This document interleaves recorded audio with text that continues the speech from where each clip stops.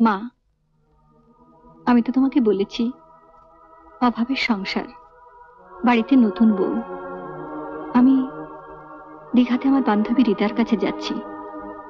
ওখানে আমার যে কোনো একটা চাকরি হয়ে গেলে আমি তোমাকে জানাবো। এসব কথা কাউকে বলো না যেন।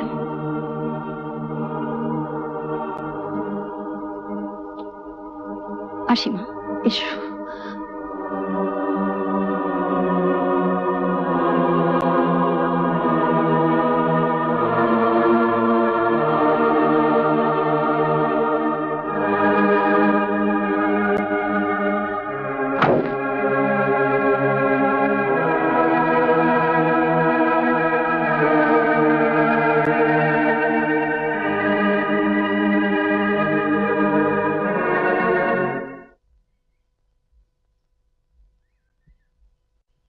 মা, আমাকে দিন, আমি সব করছি।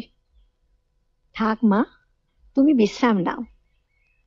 এরপর তোমার সংসার তোমাকেই তো সামলাতে হবে। যাও, অজয়কে নিয়ে খেয়ে নাও। শিখা, দাদা, আয় দাদা, কই বাইরে এসো, দাদা এসেছে। আরে আরে থাক থাক থাক, আমি আশীর্বাদ করি তোমরা সুখী হও। তুই বস, আমি আসছি। চলো তৈরি হয়ে নাও, আমার সাথে যেতে হবে। আচ্ছা, আপনি বসুন না। ঠিক আছে, আসে।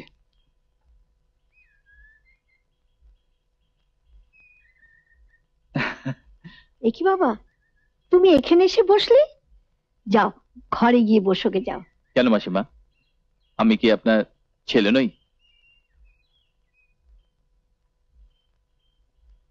চলো আমার সাথে, আজ থেকে শুরু হবে তোমার নতুন জীবন।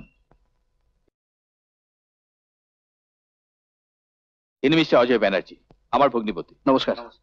আজ থেকে আমাদের কোম্পানির জেনারেল ম্যানেজার। আশা করি আপনারা সবাই ওর সাথে কোঅপারেশন করবেন। কালী বাবু, অজয়কে ওর চেম্বারে নিয়ে যান। আসুন। Ajay, best of luck. Thank you very much. Thank you. Anol, Anol, তোমার নামে একটা টেলেক্স এসেছে টোকিও থেকে। সর্বনাশ, কালকেই তো আমাকে টোকিও যেতে হবে, নইলে নতুন ইন্ডাস্ট্রি মেশিনগুলো টাইমে এসে পৌঁছবে না। কি বলছিস? সর্বনাশে খেলা শুরু হয়ে গেছে দিদি। অনল ওই ছোট লোকের বাচ্চা অজয়টাকে আমাদের কোম্পানির জেনারেল ম্যানেজার বানিয়েছে। আচ্ছা, ওর মতিগতি কোনো ঠিক আছে? তুমি বলো। এরপর কোন দিন দেখবে রেখাকে বিয়ে করে এনে তোমার আঁচলের চাবিটা কেড়ে নিয়ে বলবে এ বাড়িটা খালি করে, তখন কি করবে? হ্যাঁ, সময় থাকতে এর একটা ব্যবস্থা করতেই হবে। ঠিক আছে, বিলেত থেকে তো আজকে বিজয় ফিরছে।